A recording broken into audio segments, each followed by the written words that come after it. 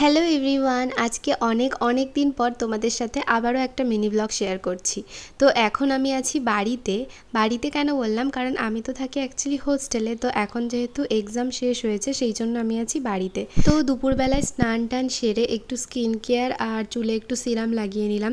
তারপর বসলাম হচ্ছে এই মুভিটা দেখতে। এটা হচ্ছে কিশমিশ মুভি, যদিও পুরোটা দেখিনি, একটুখানি দেখে রেখে দিয়েছিলাম। তারপর বিকেলবেলা বাইরের ওয়েদারটা বেশ সুন্দর লাগছিল, তাই জন্য এক কাপ চা নিয়ে চলে আসলাম বাড়ির সামনে।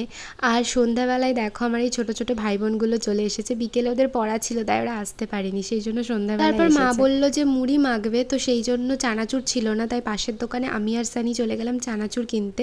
তো চানাচুর কিনে তার সাথে দুটো চকলেটও কিনে নিলাম, একটা সানিকে দিলাম আর একটা আমার জন্য ছিল। তারপর এসে মুড়ি টুড়ি খেয়ে এই ভাই বোনগুলোর সাথে একটুখানি মজা করছিলাম। আর এদেরকে দেখো, তিনজন নাচ করছে আর একজন গান করছে।